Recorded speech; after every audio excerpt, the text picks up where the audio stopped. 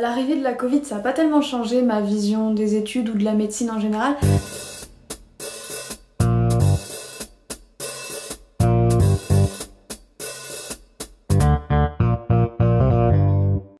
En fait, moi j'ai choisi médecine parce que de base je suis assez tournée vers les autres. J'adore essayer de résoudre les problèmes des gens.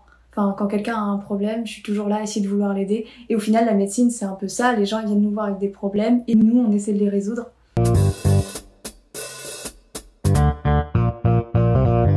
Ma première année de médecine à moi c'était horrible, je l'ai complètement ratée, j'ai redoublé du coup. En sortant du lycée, quand je suis arrivée là, je comprenais rien à ce qui m'arrivait, c'est beaucoup de boulot, on n'a pas beaucoup de temps pour soi, il faut être super organisé, chose que je suis pas du tout. Ça a posé un petit peu de soucis et au final c'est passé, mais il a fallu du temps.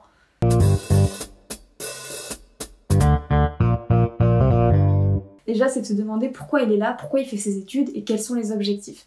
Une fois que c'est clair dans la tête et qu'on sait pourquoi on fait les choses, là, il faut se fixer sur son objectif, travailler très dur pour l'atteindre, ne jamais regarder ce que font les autres, toujours croire en soi et bien sûr se dire que ça va marcher parce qu'il n'y a que comme ça que ça marchera.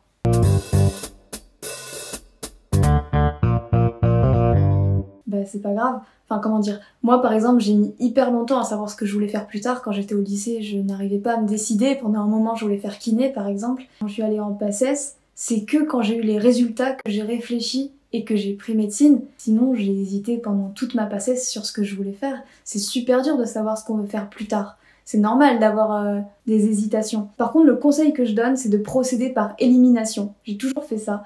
Et petit à petit, on voit quand même qu'on arrive à se diriger vers quelque chose. On finit toujours par trouver.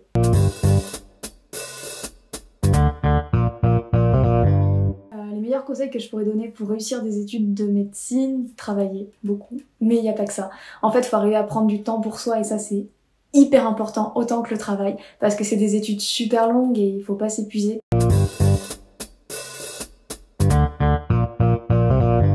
Ce que j'aime le plus en médecine, ça va être l'échange avec le patient. Voilà, j'ai rencontré pas mal de patients super sympas pendant mes stages et c'est toujours un plaisir de communiquer avec eux, on apprend plein de choses et c'est très humain comme profession et c'est vraiment ça qui me plaît le plus.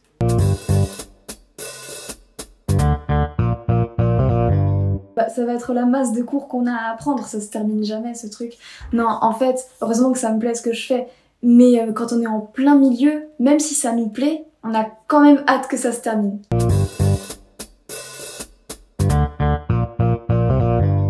L'arrivée de la Covid, ça n'a pas tellement changé ma vision des études ou de la médecine en général.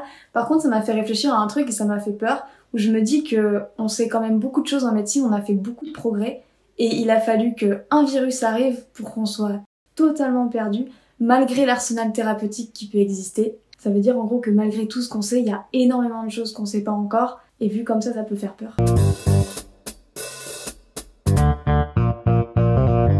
L'organisation de ma vie en ce moment c'est assez simple, soit je suis en stage ou en garde, soit j'organise des révisions chez ma famille, comme ça je profite d'eux et en même temps je travaille dans de bonnes conditions. Bien sûr je garde 1 heure, 2 heures par jour pour alimenter les réseaux sociaux, créer du contenu, ça rentre dans le cadre de mes loisirs et c'est parfait comme ça.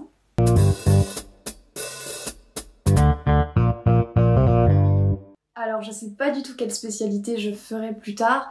J'ai quelques idées par-ci par-là, mais vraiment faire un choix c'est très compliqué, c'est encore très tôt pour choisir.